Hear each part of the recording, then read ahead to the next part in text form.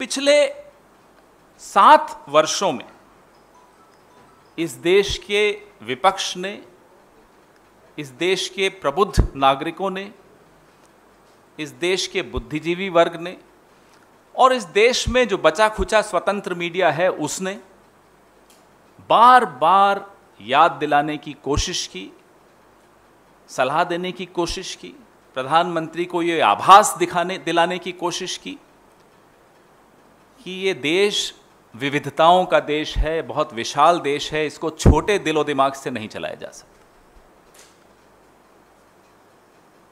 कई ऐसे मौके आए जब इसी मंच से हमने आगाह किया, चलिए हमसे तो आपको प्रधानमंत्री जी नफरत है, लेकिन इस देश के रिटायर्ड ब्यूरोक्रेट्स हो गए,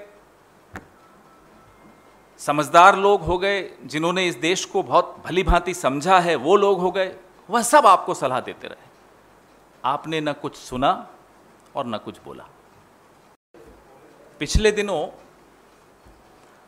भारत को लज्जित होना पड़ा, शर्मिंदा होना पड़ा। पूरा विश्व, जिसके मन में एक छवि है भारत की और वो अच्छी छवि है, पूरा विश्व हैरान रह गया कि भारत के सत्तारूढ़ दल के नफरती चेहरों से, उनके नफरती बयानों से और प्रधानमंत्री की चुप्पी से, और कई सालों की चुप्पी, 8 सालों की चुप्पी, गृह मंत्री चुप और विदेश मंत्री चुप, और ये तीनों, मुझसे ज्यादा आप समझते हैं, तीनों को बोलने का शौक है।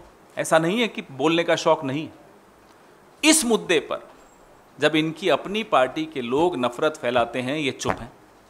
और विदेश मंत्री का कोई बयान अगर वायरल भी होता है तो वो बयान होता है जिसमें शब्द नेहरू जी के चुराए हुए होते हैं।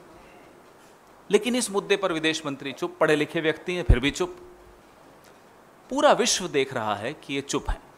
आपका एक तोता मीडिया है, उस तोता मीडिया को आपने माध्यम बनाया और उस तोता मीडिया के माध्यम से आपने हम जैसे तमाम लोगों को, बुद्धिजीवी वर्ग को, विपक्ष को अलग अलग उपाधियों से विभूषित किया, उनको चुप कराने की चेष्टा की। अवार्ड वापसी गैंग, टुकड़े टुकड़े gang, Khan market gang, anti nationals, ये तमाम उपाधियों से आपने विभूषित करने की कोशिश की और उनको चुप कराया, मुहिम छेड़ दी उनके खिलाफ। और आज यह परिस्थिति पैदा हो गई कि विदेशी मुल्कों की घुड़की पर आप तुरंत कार्रवाई कर देते। अपने देश से आवाजें उठती हैं, उनको दबाते हैं। बाहर से आवाज उठी और आपने कार्रवाई की। और कार्रवाई क्या की? अपने ही दल के अधिकृत प्रवक्ताओं को फ्रिंज कह दिया। फ्रिंज का हिंदी न प्रणव भाई को मालूम है, न संजीव भाई को मालूम। आपको मालूम हो तो बताइए। अपने ही दल के अधिकृत प्रवक्ता, उनको आपने फ्रिंज कह दिया। आप कैसे फ्रिंज कह सकते हैं, हमें तो यह नहीं समझ में आता। आप भी तो इन्हीं रास्तों से गुजर कर यहां तक पहुंचे। यही गलियां थी जिनसे आप गुजर के यहां तक पहुंचे हैं मिस्टर मोदी। आप नहीं किसी को फ्रिंज कह सकते।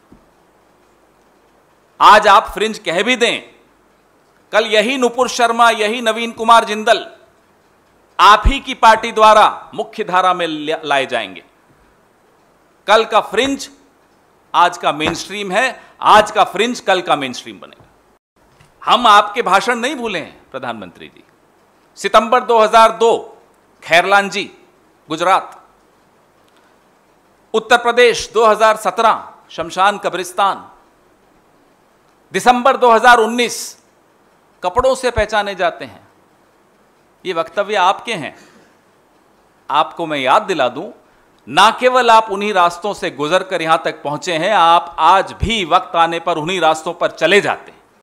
अब आपने इस देश को बहुत शर्मिंदा कर लिया।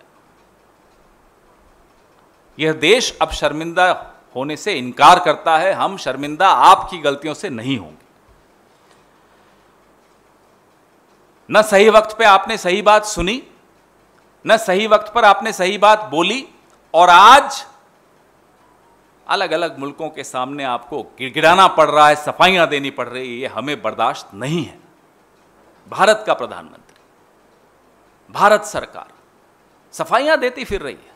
क्यों? क्योंकि भारतीय जनता पार्टी ने गलतियां की हैं। ये कैसे बर्दाश्त होगा? अब भी समय है, प्रधानमंत्री जी चेत जाइए, और यह जो सांप पालने का शौक आपने पाला हुआ है, इस शौक को अब खत्म कीजिए, बीन बजाइए, सांपों को अपने बिलों में वापस भेजिए, क्योंकि अब ये सांप आपको भी डसने वाले हैं। आज आपकी गलतियों का खामियाजा देश भुगत रहा है।